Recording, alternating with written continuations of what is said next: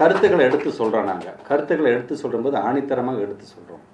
ஆனால் சில நேரம் ஒரு அநாகரிகமான முறையில் வந்து அதற்கான பதிலை சொல்லக்கூடியவர்கள் அவர்கள் இருக்கிறார்கள் என்று சொல்லும் பொழுது நீங்கள் ஒன்றும் பயப்பட தேவையில்லை, நீங்கள் வந்து கோவப்பட தேவையில்லை. ஏன்னா நம்ம சரியான பாதையில் போகிறோங்கிற அர்த்தம். அதனால தான் என்னடா நம்ம எது சொன்னாலும் அவன் கவுண்டர் கொடுக்குறான், அவன் கொடுக்குற கவுண்டர் கரெக்டாக இருக்கே, நம்மகிட்ட அந்த தரவே இல்லையே, அவங்க பாட்டு என்ன பிடிச்சி இங்கே தரையவன் போட்டு இங்கே உட்கார வச்சு என்னை கொட்டுன்னு கொட்டுறாங்களே எல்லாம் சேர்ந்துக்கிட்டுன்னு ஒரு பயம் வந்துருச்சு. அதனால் தான் என்ன பேசுகிறோன்னே தெரியாமல் பேசிகிட்டு இருக்கிறார். அதான் நம்முடைய மாண்புக்கு துணை முதலமைச்சர் இன்றைக்கி மதியம் நான் பார்க்கும்போது நல்லா பேசுனீங்க. ஏதோ அறிவாலயத்துக்கு வந்தாலும் வருடானம்லாம் நீ முதல்ல அண்ணா சிலைக்கு நீ வந்து பாரு அப்படின்னு சொன்னீங்க. ரொம்ப சந்தோஷமாக இருக்குது.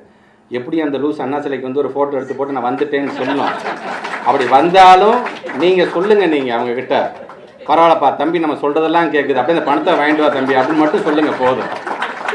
ஏன்னா அவளால் அண்ணா சிலை வரைக்கும் மட்டும்தான் வந்து ஃபோட்டோ எடுத்து போட முடியும். அவங்களால பணத்தெல்லாம் வாங்கி தர முடியாது. ஏன்னா அவங்க நம்மளை வஞ்சிக்க வேண்டும்.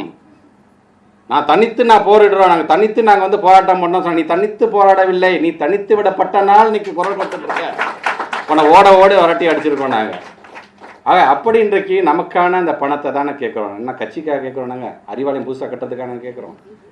43 லட்சம் பிள்ளைகளோட எதிர்காலம் என்பது இந்த 2152 கோடி ரூபாயில் இருக்கின்றது.